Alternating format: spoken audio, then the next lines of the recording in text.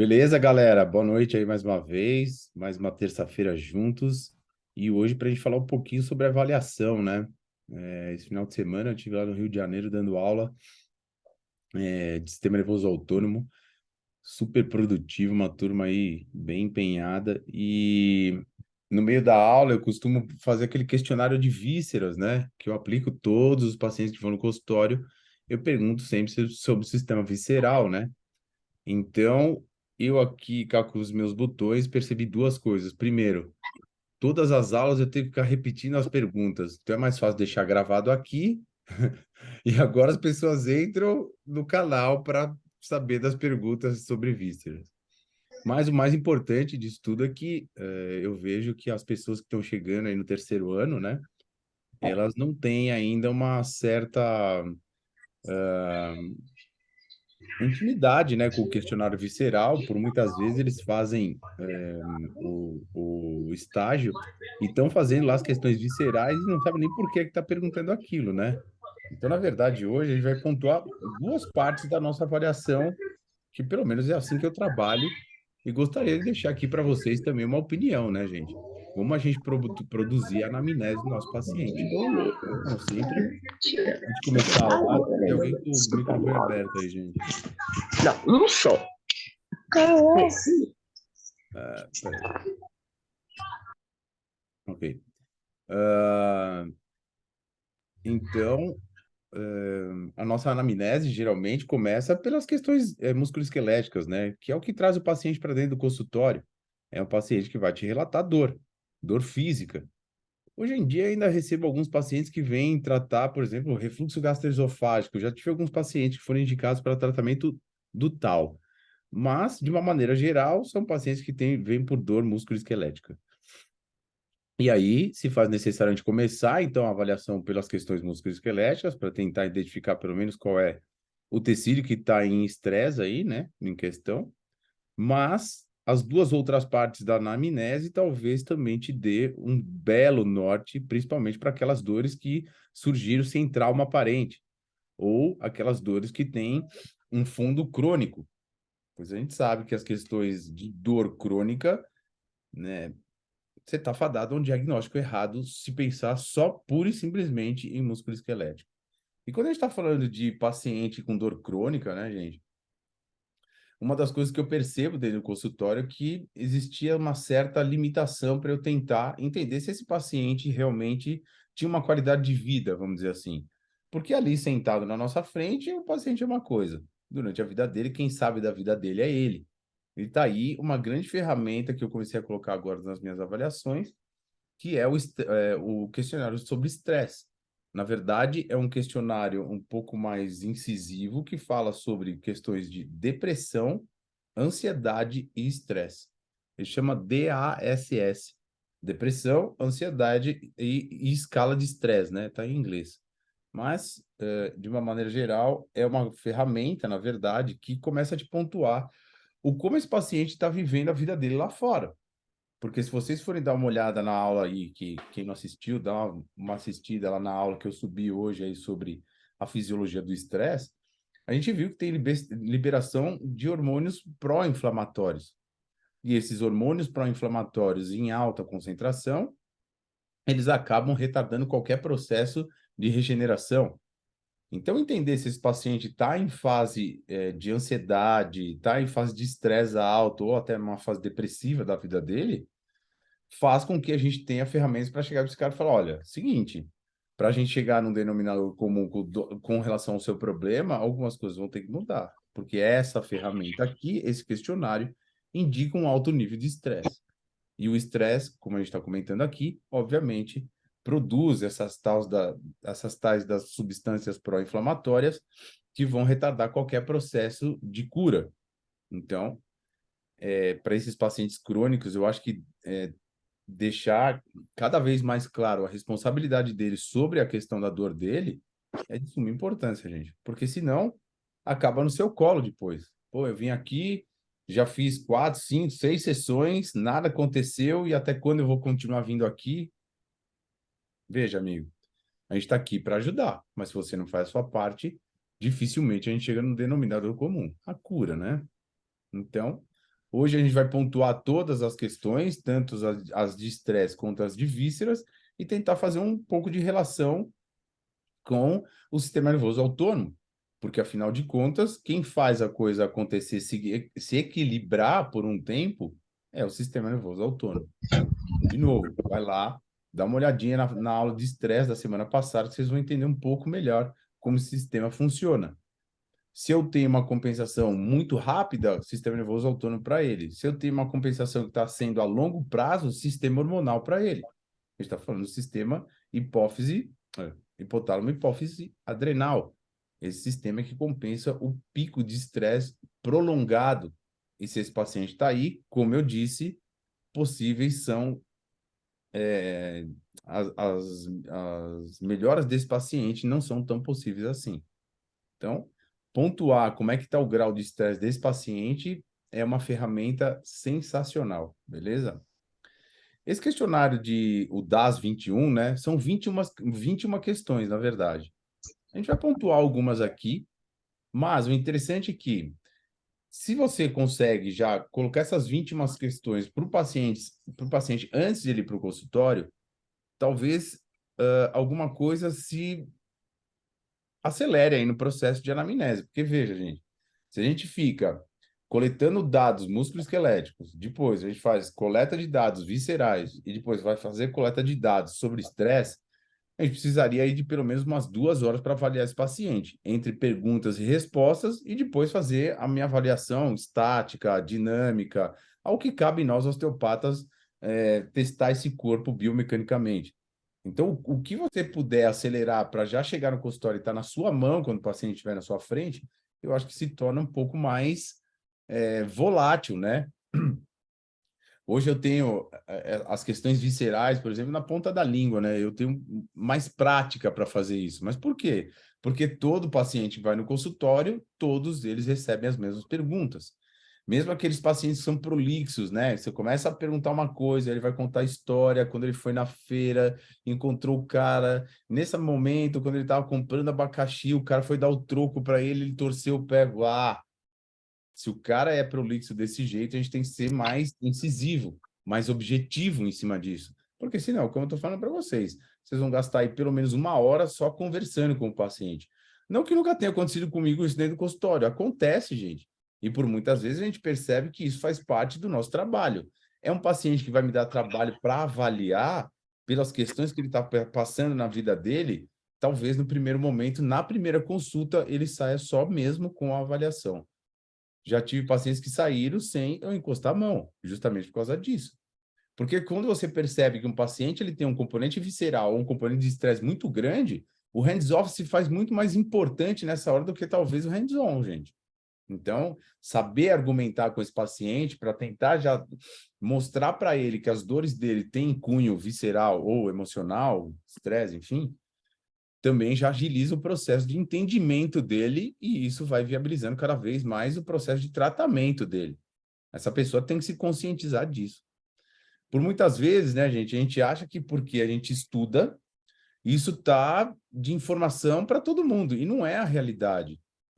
Às vezes eu me deparo com algumas questões dentro do consultório que eu falo, poxa, mas eu achava que essa pessoa já devia saber disso, né? Mas a gente acha, aí é que tá. Achar, eu não posso achar pelo outro, porque quem vive a vida é o paciente.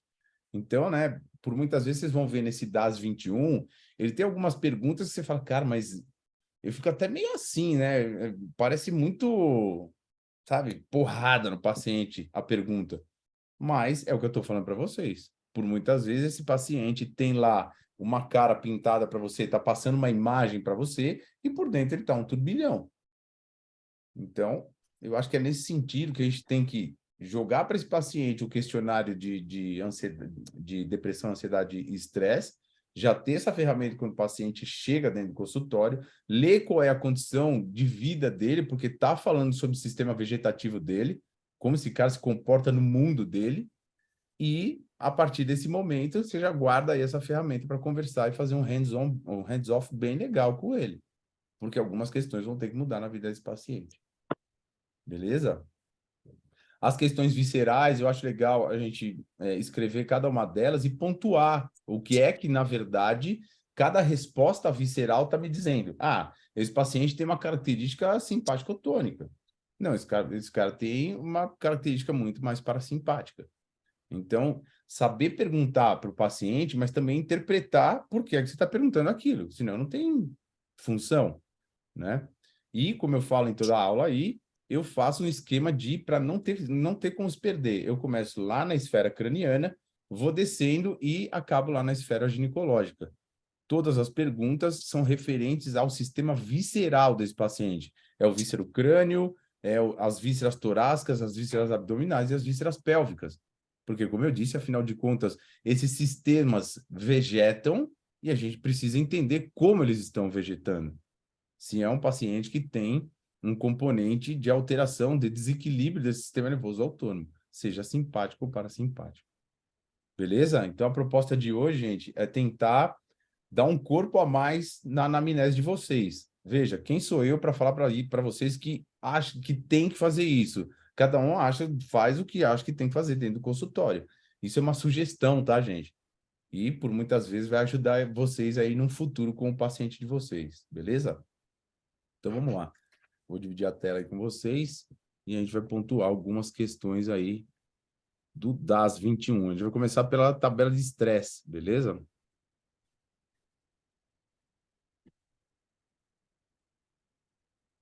Dentro da tabela de estresse, gente,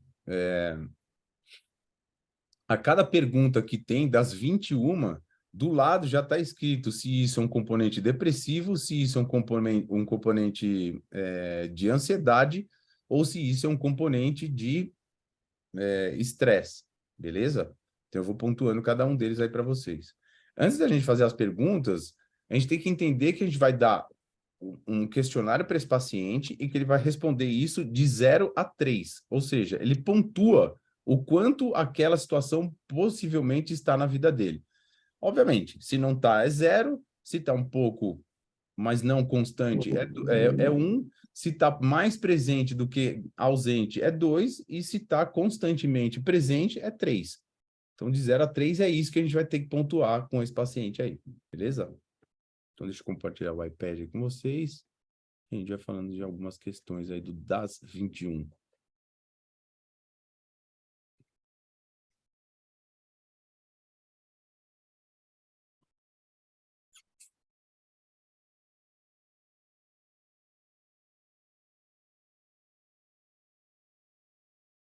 Se eu não ligar, não funciona. Veja só.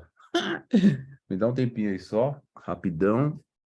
Estou vendo que ele está no esquema compartilhar e não compartilha. Lógico, ele não está ligado no computador, não vai. Ou não.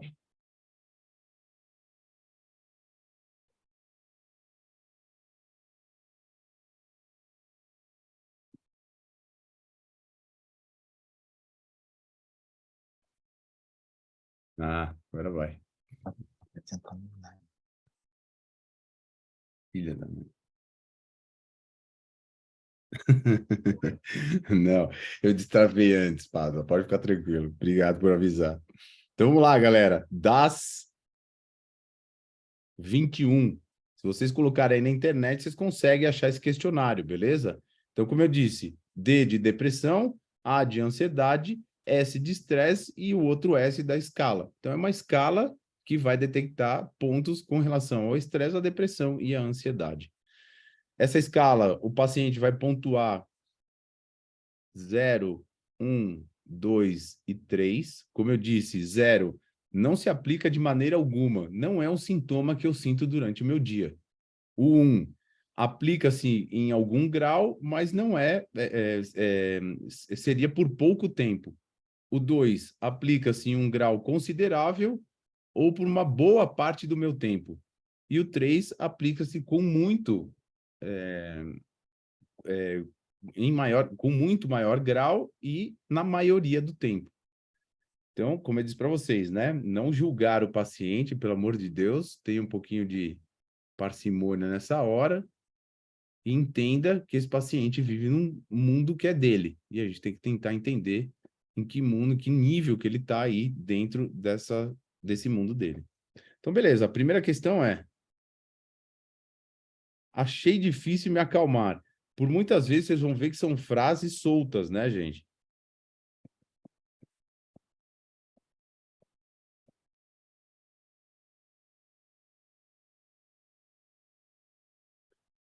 Frases soltas para a gente, mas para um paciente que tem um nível de estresse alto, realmente, de repente, se acalmar em alguma situação de estresse se torna algo muito desafiador. E aí, a gente coloca um S aqui, como se fosse, então, estresse. Pergunta 2. Senti minha boca seca.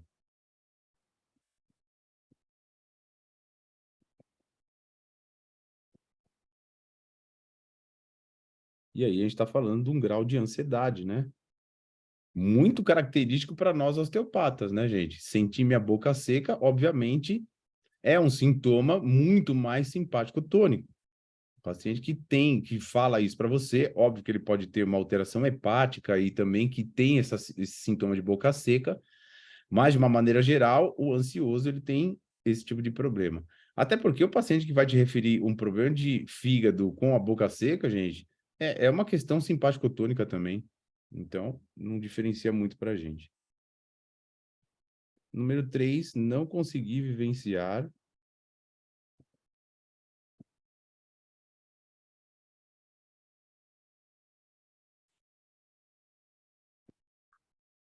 nenhum pensamento positivo.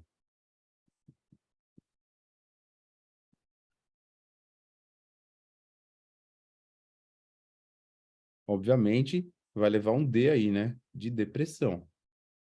Número 4, tive dificuldade de respirar em algum momento.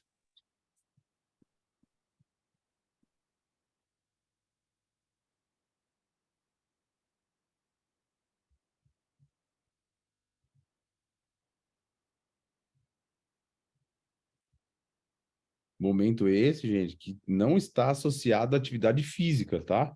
E aí, a gente vai colocar um A de ansiedade. Lembra, né? O paciente que tem um componente de ansiedade, ele tem uma respiração abreviada, curta, gente. Isso é muito característico no paciente que já está com um nível de estresse também lá em cima, mas principalmente esse nível de ansiedade, tá? Pergunta 5. Achei difícil ter iniciativa para as coisas.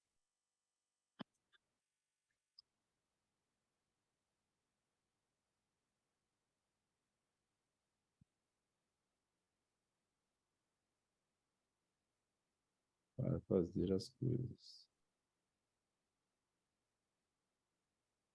E aí, esse aí muito mais relacionado à depressão. O 6. Tive tendência a reagir de forma exagerada a situações.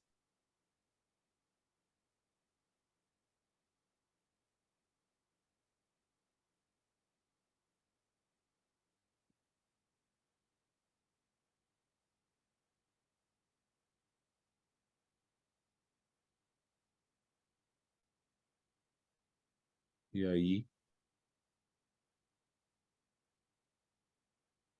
a gente vai pontuar ele como estresse. Pergunta 7. Sentir tremores.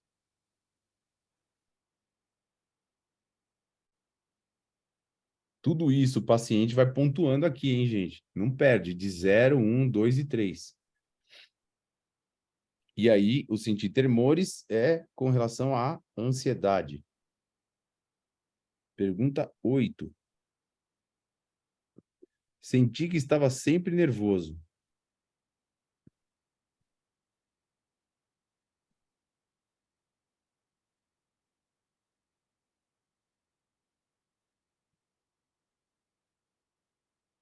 E esse aí a gente coloca no estresse. Pergunta 9. Preocupei. Preocupei-me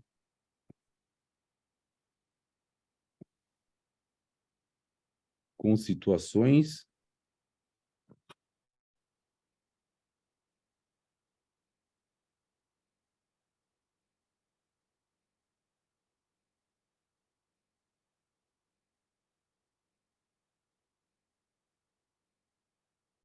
de entrar em pânico.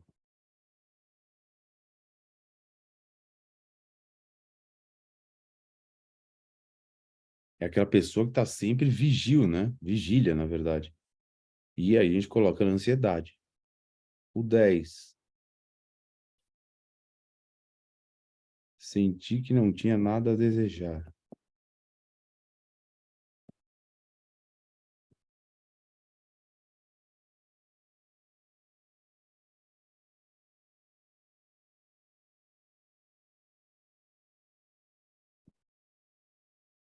E esse aí a gente coloca como depressivo.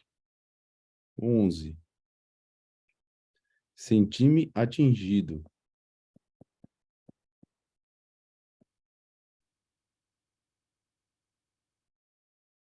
Mania de perseguição, né, gente? Estresse. 12. Achei difícil relaxar.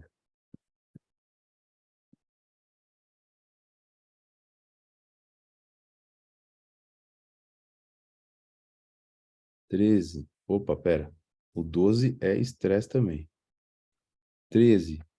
Me senti depressivo e sem ânimo.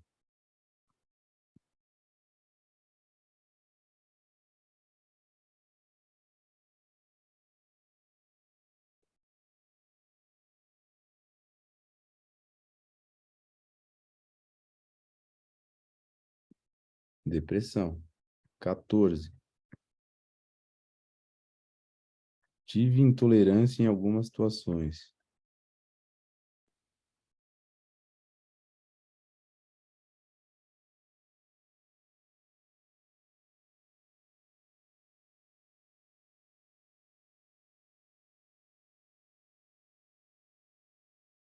15. E esse é estresse. 15. Senti que ia entrar em pânico. 15.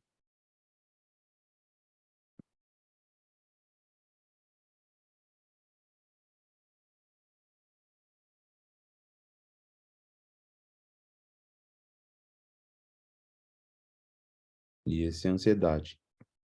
Vale a pena destacar aqui, gente, que esse questionário é validado, tá?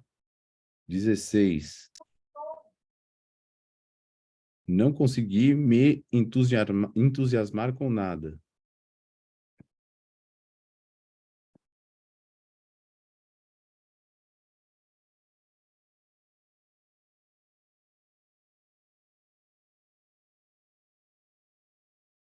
'Depressivo, né? 17. Senti que não tinha valor como pessoa.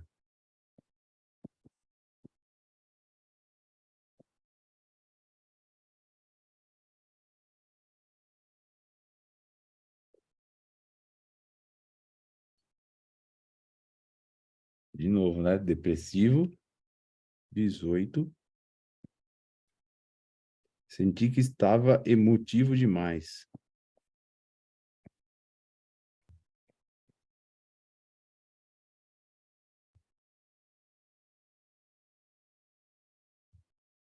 'Esse estresse.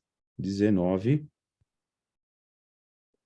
Senti meu coração alterado. De novo, né? Senti alterado. Senti meu coração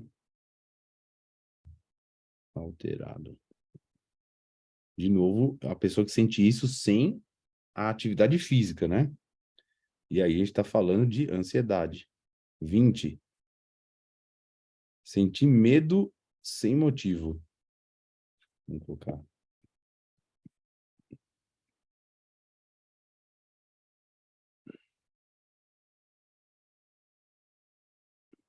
Ansiedade de novo.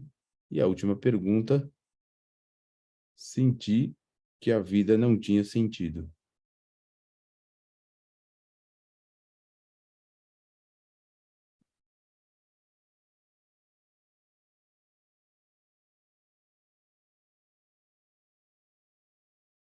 E aí, depressão.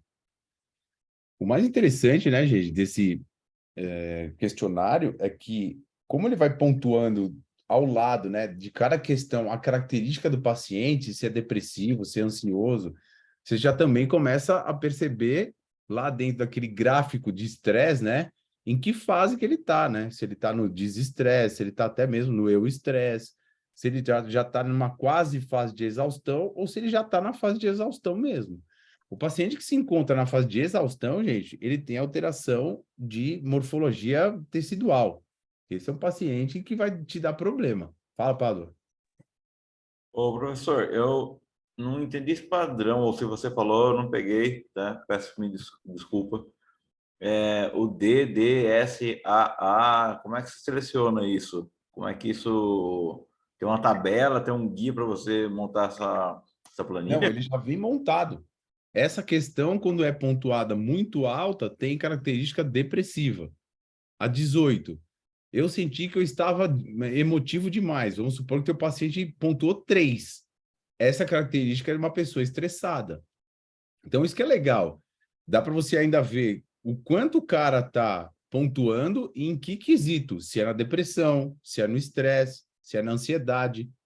E aí, mediante a ele tá te apresentando isso, é aí que você consegue encaixar naquela tabelinha que a gente fez lá na aula passada. Ah, Né? eu não Do assisti. estresse, do desestresse, da fase de quase exaustão e a fase de exaustão.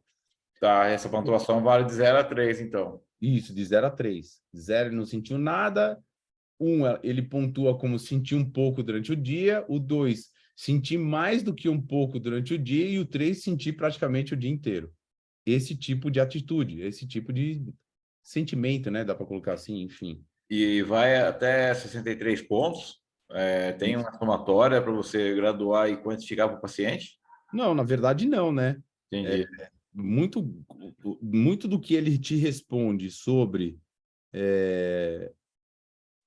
pontuando muito alto, ou a depressão, pontuando muito alto, ou o estresse, pontuando muito alto, ou a ansiedade, você já consegue dar o norte para ele. Olha, você está num quadro de ansiedade, olha, você está num quadro de estresse alto. Mas, obviamente, né, se faz, quanto maior os valores, maior o cometimento do paciente, sim. Mas não tem uma média, né, Pado? Na verdade, é você ver o quanto o paciente está oscilando dentro desse padrão da depressão, da ansiedade, do estresse, e em que grau ainda da vida dele. Porque, amigo, vamos falar o que é verdade, né? O paciente que tem dor, ele tem um grau de um desses daí, cara. Quando não tem um grau muito alto de um só, por exemplo. Tá. Eu acho que aqui em São Paulo, a nossa grande realidade, cara, é muito voltada à questão da ansiedade, né? Então, é uma coisa que está muito presente dentro do nosso consultório. Vamos supor que todas as questões de ansiedade, essa pessoa pontua 3 em todas. Cara, ele já está indo para a fase de quase exaustão, não tenha dúvida. Não, ele pontuou muito alto todas as questões de depressão. Esse cara já está numa fase de exaustão. Beleza? Valeu. Agora vamos supor, ele pontua algumas questões de ansiedade, mas numa pontuação baixa para média, vai, 0, 1. Você sabe que ele pode estar numa situação de estresse. Por quê? Tem uma característica de um paciente ansioso, mas ele não tá pontuando isso muito alto. Então, provavelmente o sistema nervoso autônomo dele está dando conta ainda. Isso, se a gente levar em consideração que esse cara tem reserva autonômica, né? Que a maioria dos nossos pacientes realmente não tem. Essa é a grande questão, né? Mas, enfim, é tentar te dar um norte aí como uma ferramenta, né?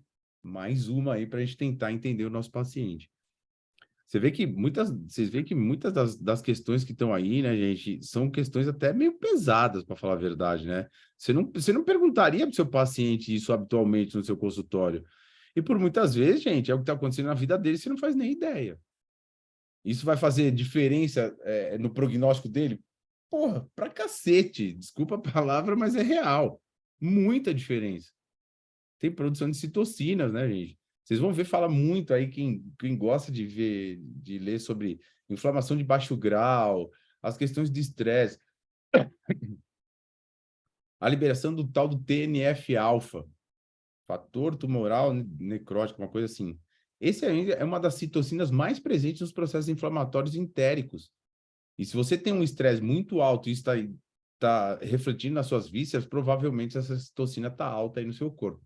Ela estando alta, ela deixa as células sensibilizadas para as questões de inflamação. Então, se eu já tenho uma inflamação no meu corpo, obviamente eu estou muito mais sensibilizado pela presença dessas citocinas.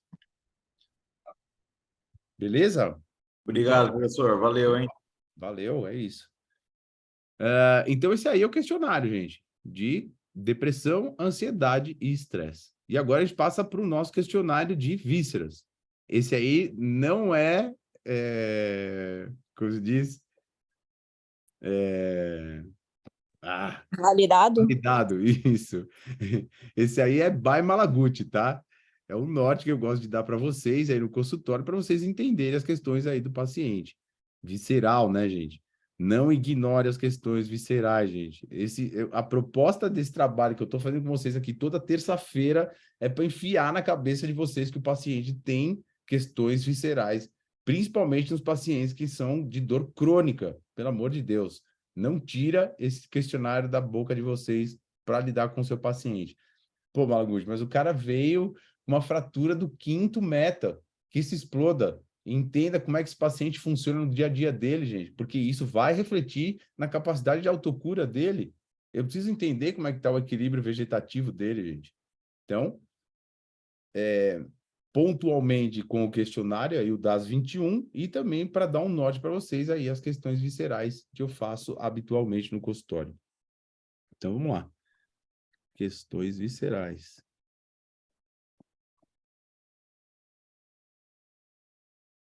Então primeiro a gente vai falar de crânio. Começando por lá, primeira questão, dores de cabeça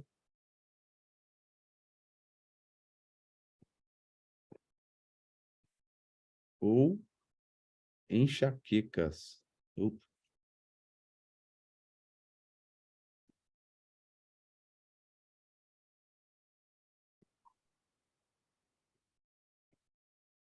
Por muitas das vezes, os nossos pacientes não sabem diferenciar o que é uma dor de cabeça de uma enxaqueca. Às vezes, uma dor de cabeça muito forte e tensional pode replicar para esse paciente enxaquecas. Enxaquecas é uma condição muito mais avançada de uma dor de cabeça, né, gente? Existe um comprometimento central muito forte.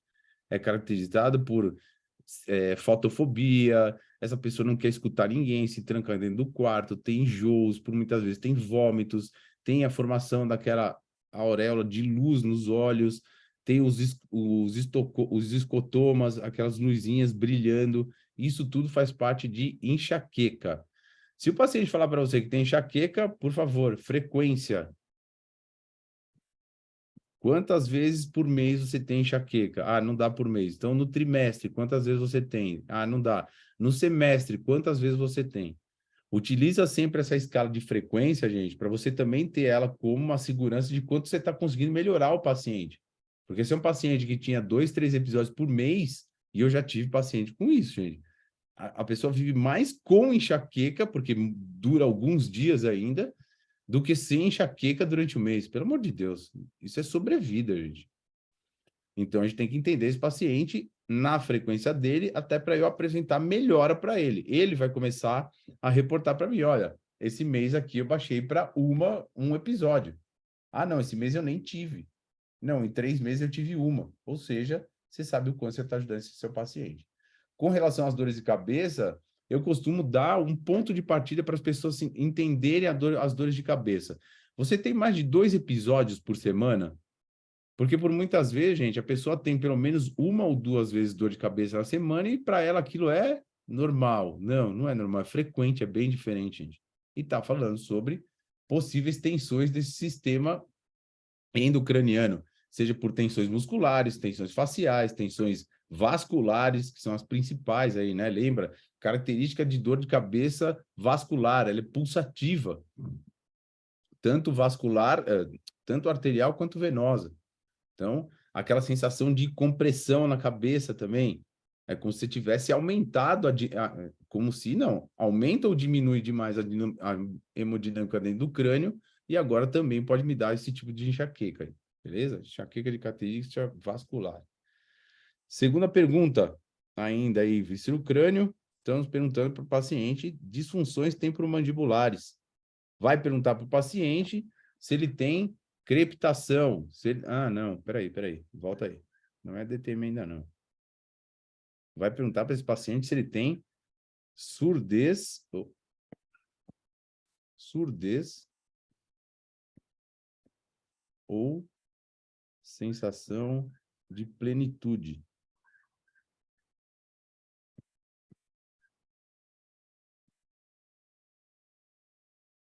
Ou até mesmo zumbido.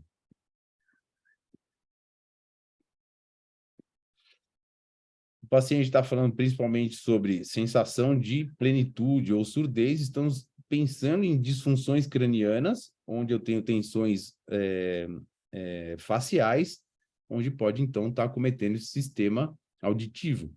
Então, por muitas vezes também o zumbido, ele é ligado às questões de estresse, né, gente? Um simpático muito aumentado, minimizando a vascularização aí da parte auditiva e também trazendo o tal do zumbido. Então, todas essas sensações me levam muito mais para o paciente estressado, ok? Terceira, agora sim a gente Professor, fala... Oi? se alguém falar para mim que tá com sensação de plenitude, eu vou achar que é uma coisa positiva. Eu não entendi o que que é sensação de plenitude. Eu sou pleno. É, tô plena hoje, eu tô ótima. Eu tô ótimo, é isso mesmo. A plenitude é aquela sensação de ouvido tapado, sabe? Fica um... Ah, Isso é sensação de plenitude. nossa, eu tenho isso. Pois é, Não é bom sabia que isso pontuar. era um sintoma. Pois é. É bom pontuar para o paciente, porque senão ele pode se achar pleno. Quem é a Érica que está falando? Sim, sou eu. Obrigada. Mas é isso. Plenitude. Isso. Um ouvido abafado, mais ou menos essa sensação. Uhum. Terceiro, DTM. Perguntar para esse paciente se ele tem estalos, se ele tem crepitação. Ele não vai entender o que é isso, vai perguntar para ele se ele tem aquela sensação de areia quando está mastigando. Se tem dor em algum dos dois lados, ou se já bloqueou até mesmo a boca aberta. Beleza? Só para a gente ter alguma base se já aconteceu alguma disfunção temporomandibular. Nessa mesma questão, gente, eu costumo perguntar para o paciente se ele range os dentes. Então, o bruxismo mesmo. A gente sabe que existe um bruxismo que é fisiológico, mas os pacientes que vêm com um bruxismo bem aumentado, gente, geralmente já são pacientes que vêm com placa. Então, você já sabe que ele tem um componente que é muito mais simpático tônico durante a noite dele. Se a gente for pensar em ciclo circadiano, né? Durante a noite, nosso ciclo circadiano está com um tônus parasimpático alto e um simpático de base. A única coisa que funciona no simpático à noite é frequência cardíaca e respiratória. Se ele está tendo aumento da tensão, apertamento, ranger dos dentes, esse cara está falando para mim que o tônus simpático dele durante a noite está entrando. E aí se faz necessário a gente entender se esse paciente está dormindo bem, né, gente? Que por muitas vezes está tendo acometimento do sono. Tá aí um problema que também retrasa muito as questões do nosso tratamento com o paciente. Beleza? Então, bruxismo e se usa placa. E também já pode aproveitar e pergunta se já usou aparelho fixo, né? E por quanto tempo.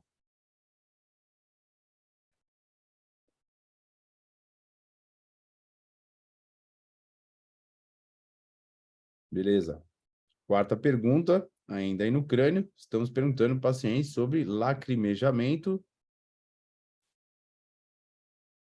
aumentado ou sensação de olho seco. Lacrimejamento aumentado, muito mais relacionado às questões parasimpáticas, porque é um controle das glândulas lacrimais, e o olho seco, muito mais relacionado às questões simpáticas. Veja que hoje em dia, não, frequentemente eu tenho visto alguns pacientes que estão usando aquela lágrima artificial. Olha, cara, se foi no oftalmo já e descartou qualquer tipo de olho, de ocular mesmo, problemas oftálmicos, pense numa ação muito mais simpática.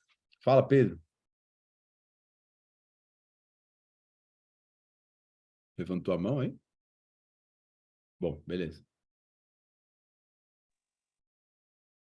Quinta questão. Estamos perguntando para esse paciente sobre rinites ou sinusites.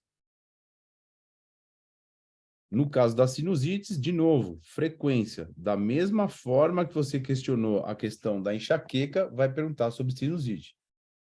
Quero saber... Pô, Pedro, eu tô vendo você aí meio apagado, mas não tô te escutando, não. Você tá levantando a mão mesmo? Tem que colocar o som agora. Não ouvimos. Diz aí, Pedro, silêncio. Bom, manda lá, Bruno. Tudo bem, professor? Boa noite. Já que o Pedro não falou, eu falo então. Ah, beleza. O que acontece muito comumente nisso que você está citando aí, em relação principalmente ao gânglio esfenopalatino, né? É muito legal você estar dando esse roteiro aí também, porque um dos processos da depressão cortical alastrante que você citou, que faz parte aí da fisiopatologia da enxaqueca, né? É justamente essa interação das questões do núcleo trigêmino espinal com facilitações principalmente a nível do gânglio esfenopalatino, né? Então, o paciente, durante as fases que você citou, bem legal ali, né? De aura visual, né? Escotoma, flash luminosos, cintilações, ele muitas vezes cursa também com lacrimejamento e muitas vezes com rinorreia associado, né? Que é o Horner, né? Que o paciente enxaquecoso crônico tem, né? Boa. E que é uma interação central entre justamente o núcleo trigêmino espinal, o gânglio trigêmino espinal e facilitações a nível do gânglio palatino com aumento justamente da parasimpaticotonia associada a isso, né? Show de bola. Puta, obrigado pela colocação aí, Bruno. Perfeito, cara. Sim, É característico bem mesmo. comum a gente ver isso, né? E esses pacientes muitas vezes também têm processo de sinusite associado, o que muitas vezes também cronifica o processo de facilitação a nível do sistema nervoso autonômico craniano, né? Mas principalmente do gânglio palatino. Então, Perfeito. o Horner entra aí nessa questão dos enxaquecosos crônicos que você está descrevendo aí. Muito legal. Valeu, obrigado pela colocação aí, Bruno. Sempre muito bem-vindo, cara. Obrigado, eu, professor. As questões Cara, do sinusite. Oi. o Pedro é o Vidinha. Ah, Ele tá com a filha dele no quarto, ele não pode falar. Katsu, eu tô vendo ele de escuro lá, não tava nem vendo que era. Porra, e o cara, ao invés de Ele tá no botar o WhatsApp vidinho do lado comigo. pra gente Ele tá no saber, né, WhatsApp comigo, porra? chorando de rir, caramba. Porra, o cara chama Pedro, cara. Lá sei que é Pedro, cara. Por que ele não botou o vidinho vacilão, né? Parabéns, vidinho. Aê, queridão! Parabéns, papai. Deus abençoe aí, cara. Obrigado pela presença, amigo. Show de bola. Vamos lá. Nas questões de sinusites, então, gente, também fazer o questionário aí sobre frequência, porque pensa, um paciente que tem sinusite atacada constantemente, gente, por muitas vezes ele está usando antibiótico terapia, está aniquilando a microbiota do paciente. Então, é um paciente que já está dando sinal para a gente lá embaixo. Cara, a coisa não anda bem. Se eu estou crônico nisso, se eu estou usando medicação crônica, a coisa não está indo bem. De novo, vamos pensar nesse cara sistêmico. Não adianta a gente olhar só para sinusite, beleza? E também mais uma ferramenta para você pontuar. Será que isso é uma melhora? Quantos episódios você está tendo agora? Enfim, também uma forma aí de a gente conseguir mensurar a melhora desse paciente. Espera aí, eu fui na quinta, né? Sexta. Sexta questão. Sinusite, tá. Eu coloco como amargor ou ressecamento da boca.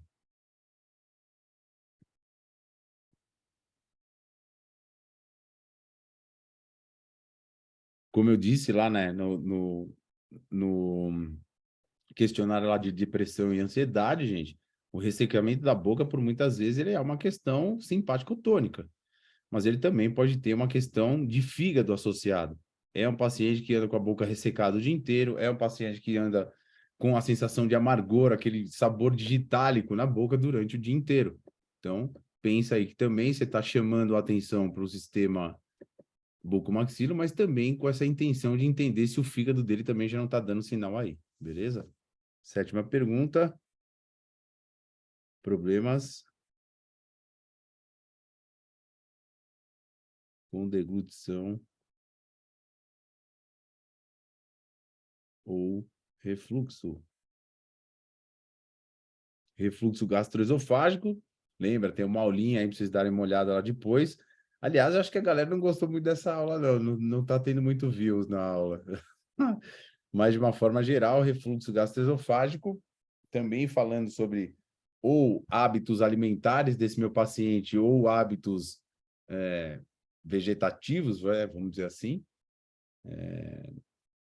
Dificilmente o paciente não tem um componente associado, né, gente? Mas, de uma forma geral, é pensar ou o que ele come ou o que ele pensa. Com relação à deglutição, a gente está pensando em alguns pares cranianos, né? Principalmente o vago, aí pelo laríngeo recorrente, e também pelo glossofaríngeo. Esses dois pares cranianos aí que faz toda essa parte de manutenção dos processos de deglutição. Dentro da deglutição, a gente pode colocar ainda sobre as questões de voz, né, gente? Muitos pacientes têm alteração do tom de voz. A afonia, por muitas vezes, ela é do 10º par craniano mesmo, tá? 8. Esse, de uma forma geral, eu pergunto sobre a vida do paciente, né? Problemas cardíacos e respiratórios durante a sua vida. Lembra que eu sempre pontuo isso, né? É interessante a gente saber se esse paciente teve algum acometimento importante lá na infância ou lá atrás, porque possivelmente traz alguns problemas de cicatriz, por exemplo, aí uma pleuríase, ou já peguei um paciente que o cara teve que fazer retirada do pericárdio. Tudo bem, né? Esse aí fica bem aparente porque ele tinha uma cicatriz enorme no externo, mas, de uma forma geral, perguntar se teve ou tem algum problema aí, e isso durante a vida, beleza? 9. Estômago. Dor de estômago. Ah, aqui a gente já podia mudar a cor, né?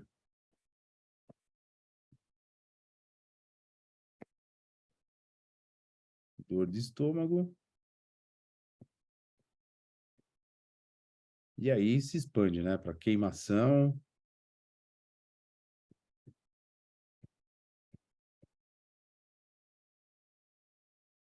Azias. Estufamento.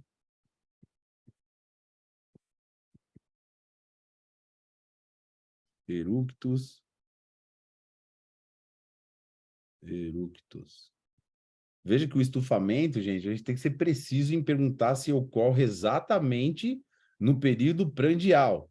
Ou seja, o cara está se alimentando, 30, 40 minutos ainda, está sentindo aquele bolo e eructando constantemente. Pode ser que seja algum problema de estômago, mas essas características agora de digestório alto, gente, elas se confundem muito, né? Então é bom a gente tentar ser pontual com o paciente, dar bastante detalhe nas perguntas para a gente tentar entender qual que é a víscera aí em disfunção.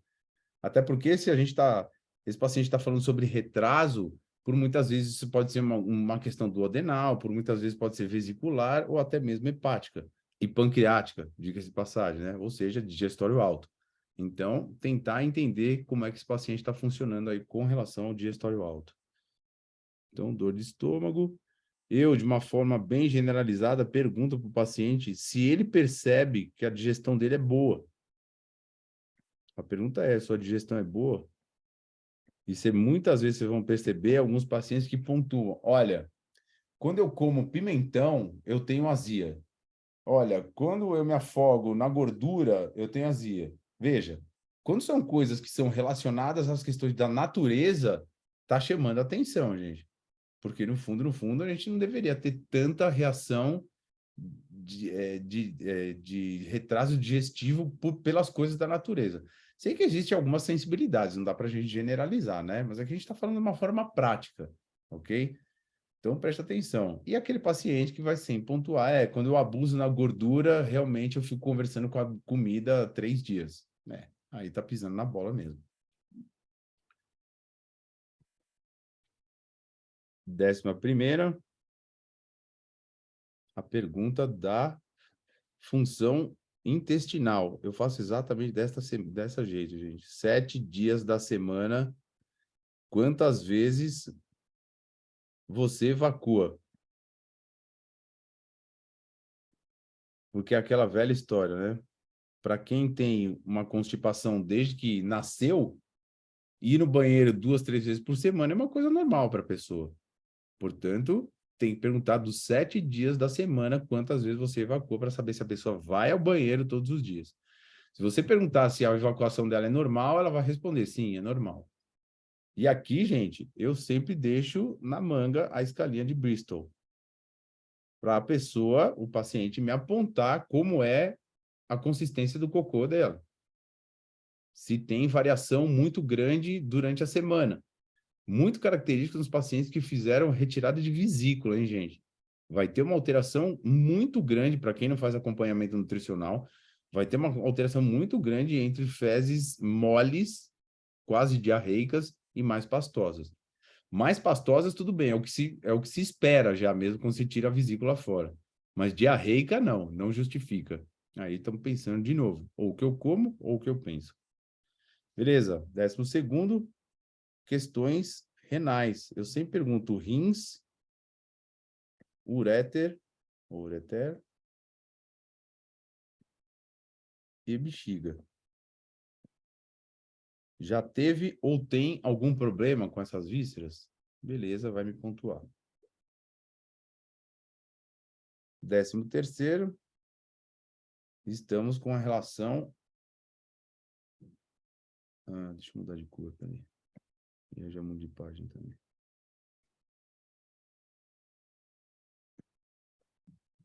13ª pergunta. Aí já vamos mais para a esfera urginecológica. Então, no caso das mulheres, ciclos menstruais.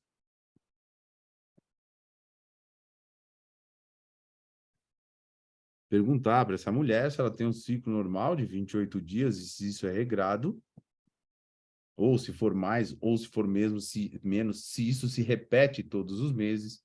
Depois aí você vai pontuando cada questão com relação ao ciclo, né, gente? Se tem TPM, e explica que TPM é frequente, não é normal. Se tem cólica menstrual.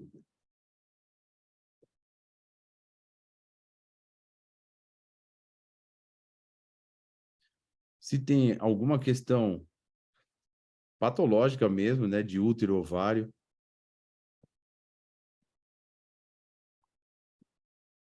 Falando nisso, tem uma aula bem legal de SOP aí, hein, no canal do YouTube. Vai lá e dá uma olhada depois. Endometrioses, ovário policístico, perguntar também sobre o fluxo menstrual, sobre amenorreia, desmenorreia. Geralmente a mulher tem um ciclo menstrual muito mais intenso nos primeiros dias e isso tende a minimizar os outros dias. Perguntar também quantos dias ela menstrua e se isso se repete todos os meses. Perguntar também sobre a sensibilidade da ovulação. Se ela sente quando ela está ovulando, né, gente? Isso é bem importante, principalmente nas dores lombares. Por muitas vezes a mulher, na ovulação, também pode ter dor lombar. Beleza? E dentro das questões menstruais, perguntar ainda se faz uso de anticoncepcional.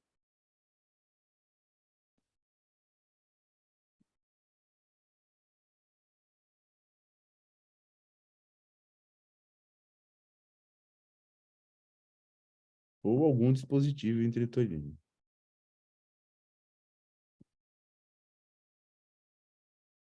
Nas questões de anticoncepcional, né, gente, o que a gente vê muito tempo dentro da vida das nossas pacientes é o uso crônico aí dos anticoncepcionais por 10, 15 anos a fim.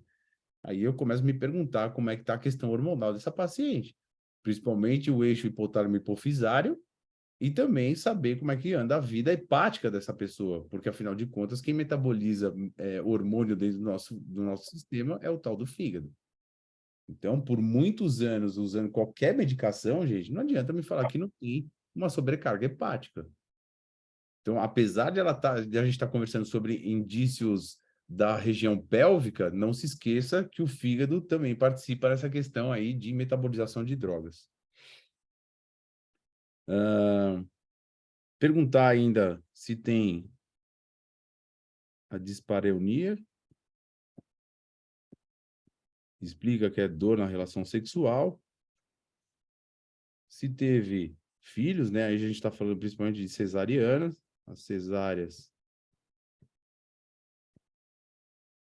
E olha, eu tenho até uma certa vergonha, mas as epísios também, gente.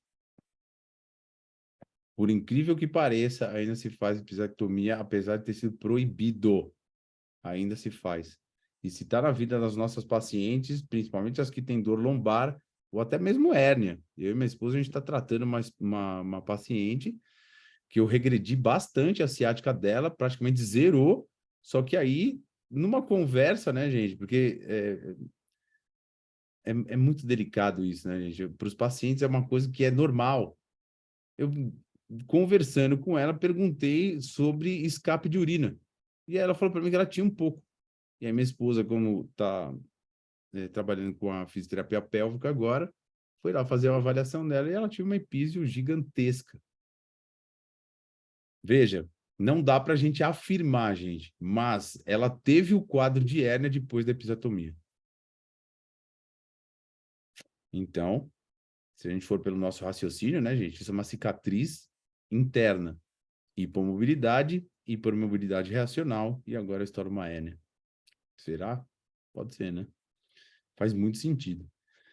Beleza? Então, sobre as questões femininas, eu acho que é mais ou menos por aí que a gente tem que pontuar, e as questões masculinas. Ah, e aqui também já perguntar sobre libido, né, gente?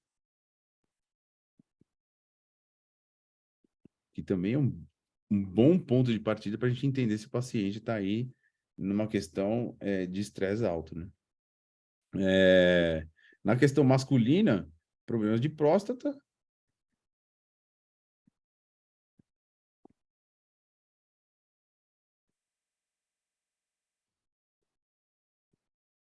Ereção, ejaculação,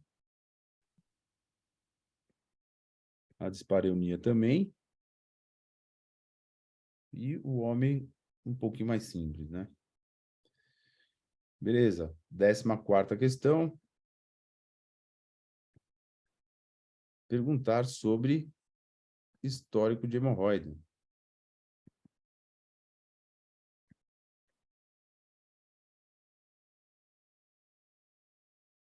Sempre, né? Pensando que naquele sistema portal em estresse, e agora eu tenho um certo refluxo para o sistema hemorroidal, e provavelmente essa hemorroida tem uma origem hepática. Então é isso, gente. Ó, desde lá da esfera craniana, vamos fazendo as nossas perguntas viscerais até a esfera urginecológica.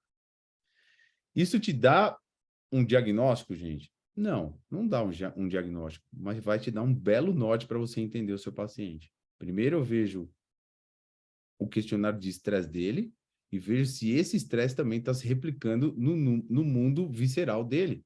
Porque, como eu disse, a conversa que existe entre o sistema nervoso central e o mundo visceral é via sistema nervoso autônomo.